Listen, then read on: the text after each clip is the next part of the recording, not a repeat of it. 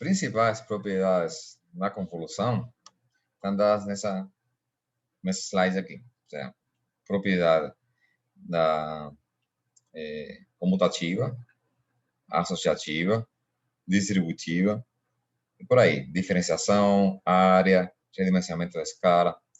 Todas essas propriedades são muito interessantes, são muito úteis na hora que você tenta resolver um problema da convolução. Por exemplo, essa propriedade aqui, comutativa, é bem útil, porque às vezes resulta mais interessante você fazer a convolução de x com y que de y com x. Ou seja, você alterar, bem, a ordem aqui da operação.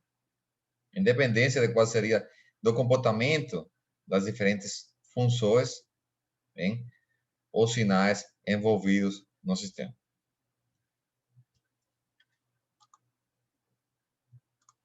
Bem. Bom, vamos falar um pouquinho, continuar com as propriedades. Bem. Para uma integral da convolução convexa, bem, as funções envolvidas na convolução elas devem ser limitadas em amplitudes e pelo menos uma delas, umas duas, deve ser absolutamente integrável. O que significa ser absolutamente integrável? Bom, significa que a integral, bem, de menos infinito até infinito da função, de uma função, ou seja, o módulo dela, tem que ter um valor finito. Ou seja, quando você integra uma função de menos infinito até infinito, o módulo dela, a integrada do módulo dela, tem que ter um valor finito. Uma função que cumpre com essa condição é chamada absolutamente integrável. E é uma condição indispensável para que a integrada da convolução converja. Bom, será que a partir da resposta ao impulso da convolução eu consigo determinar algumas características do meu sistema? Vamos ver. Então, a gente sabe que um sistema é causal, bem, se a resposta, bem, é igual a zero antes de que chegue o estímulo. Bem, o sistema não pode responder antes da chegada do estímulo. Portanto, h de tal tem que ser igual a zero para todo t menor que zero. Então, a saída a um sistema causal vai ser a integral de convolução, só que agora já não é mais de menos infinito até infinito. Agora vai ser de zero até infinito. Porque como o sistema é causal, eu já sei que a resposta aqui do meu sistema tem que ser zero, bem, para todo t tal menor que zero. Uma outra condição é a memória. Bem? Lembre que um sistema que não tem memória é aquele sistema 11. A resposta dele somente vai depender do instante que chega o estímulo. Ele nunca vai responder, ou seja, a resposta dele nunca vai depender de instantes de tempo t, bem? Diferentes de t sub zero, certo? Então, quando eu tenho essa expressão aqui, eu posso inferir o seguinte: se a resposta ao impulso do sistema que não tem memória somente depende do instante em que chegou o impulso, a resposta ao impulso vai ser o quê? Vai ser zero para todo tal diferente de zero e vai ser uma constante, porque essa resposta é um ponto, hein? Que seria quando tal for igual a zero. Então, o que significa isso? Significa que sistemas sem memória vão ter como resposta ao impulso um impulso. Bem, esse tipo de sistema que não tem memória são os chamados sistemas estáticos. Ou seja, eles não são dinâmicos, são sistemas estáticos, que é a mesma coisa que sistemas sem memória. Um outro fato interessante, uma outra propriedade ligada à convolução e à resposta ao impulso é a estabilidade. A gente sabe que, de acordo com o critério de estabilidade vivo, um sistema é estável se, quando excitado por uma entrada limitada, a saída do sistema também for limitada. Então, vamos ver como se aplica esse conceito, essa definição de estabilidade, quando a gente aplica a convolução e a resposta ao impulso. Bem?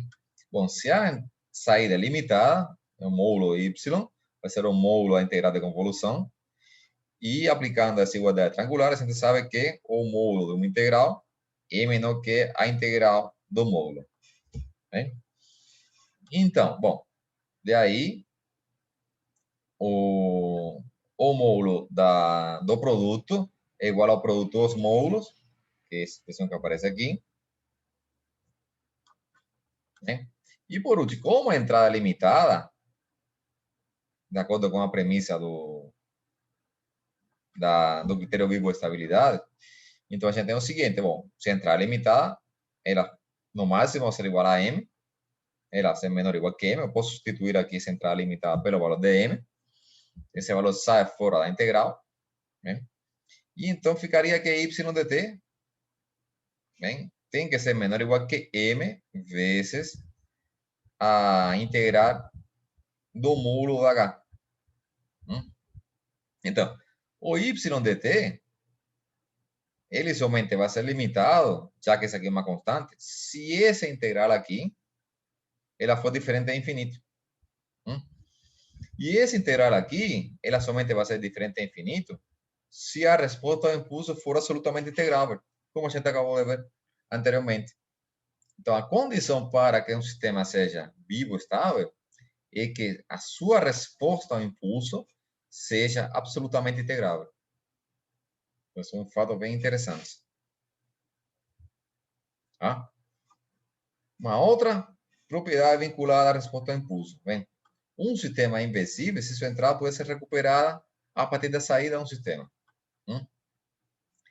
Então, o que significa isso aí? Bom, significa que se o y é igual ao produto de convolução de x com h, então o sistema inverso tem que ser aquele sistema que, quando excitado por y, né, gere como saída o x.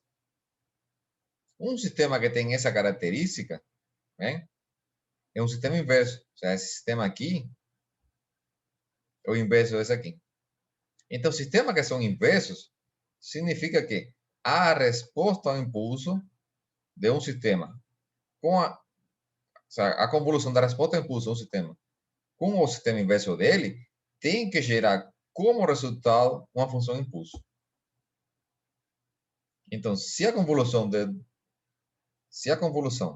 de duas respostas ao impulso tem como resultado um impulso, significa que esses dois sistemas, caracterizados por essas respostas ao impulso, são inversíveis. Né? Então, aqui interessante é que toda a dinâmica do sistema, toda a característica dinâmica do sistema, está contida, está caracterizada pela sua resposta ao impulso. Se você conhece a resposta ao impulso do sistema, você consegue saber o quê? Se o sistema é causal, se o sistema tem memória, se o sistema é inversível, se o sistema é estável. Então, conhecendo a resposta ao impulso, você conhece o comportamento do sistema para tudo. Você já vai saber como o sistema vai responder quando excitado por um sinal de entrada, qualquer um, arbitrário. Você vai saber se o sistema é causal, você vai saber se o sistema é inversível, se dois sistemas são inversíveis, você vai saber se é estável. Né?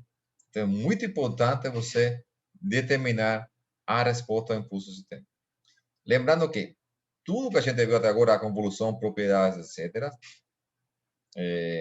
vinculadas à resposta ao impulso, somente podem ser aplicadas àqueles sistemas que sejam LTI, lineares e invariantes no tempo. Né? Então, vou deixar aqui esses exercícios do livro para que vocês deem uma olhada e na próxima e também uma aula de exercícios.